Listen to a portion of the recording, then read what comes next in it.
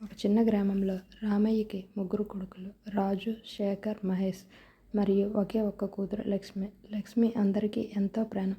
చిన్నప్పటి నుంచే అన్నలు ఆమెను ఎంతో ప్రేమగా చూసుకున్నారు. కాలం గడిచింది. అన్నలు పెద్దయ్యి పెళ్లి చేసుకున్నారు. వదినలు ఇంటికి వచ్చారు. మొదట్లో అంతా బాగానే ఉన్న కొంతకాలం తర్వాత పరిస్థితులు మారాయి.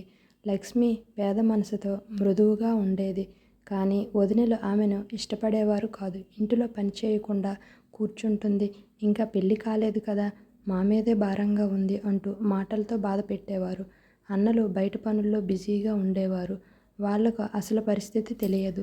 ఒకరోజు లక్ష్మి ఉదయం నుంచి రాత్రి వరకు పనిచేసింది. అలసిపోయి కూర్చుంటే పెద్ద వదిన కోపంగా ఇంత తిన్నాక పని చేయడం కూడా ఇష్టం లేదా అని గట్టిగా మందలించింది. ఆ మాటలు లక్ష్మి మనసును బాగా గాయపరిచాయి. ఆ రాత్రి ఆమె నిశ్శబ్దంగా ఏడ్చింది. కానీ అన్నలకు ఏమీ చెప్పలేదు. కొన్ని రోజుల తర్వాత ఒక పండగ వచ్చింది. అన్నలు అందరూ ఇంటికి వచ్చారు. లక్ష్మి ముఖంలో నవ్వు లేదు, కళ్ళల్లో వెలుగు లేదు. రాజు గమనించాడు.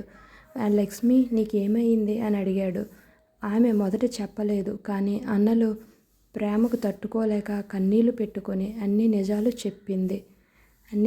చెప్పింది. అన్నలు ఒక్కసారిగా షాక్ అయ్యారు. మన చెల్లెలు ఇంత బాధపడుతుంటే మనం ఎలా చూడలేకపోయాం అని విచారించారు. అన్నలు వదినలతో మాట్లాడారు. ఇది మా చెల్లెలు మాత్రమే కాదు, మా ఇంటి ఆత్మ. ఆమె నవ్వు లేకపోతే ఈ ఇల్లు వెలుగులేని దీపంలా అవుతుంది అని చెప్పారు. వదినలు తమ తప్పు గ్రహించారు. లక్ష్మిని దగ్గరకు తీసుకుని క్షమాపణలు చెప్పారు. ఆ రోజు నుంచి లక్ష్మి మళ్ళీ నవ్వింది. ఆ ఇంట్లో ఆనందం తిరిగి వచ్చింది. అందరూ ఉన్నారు.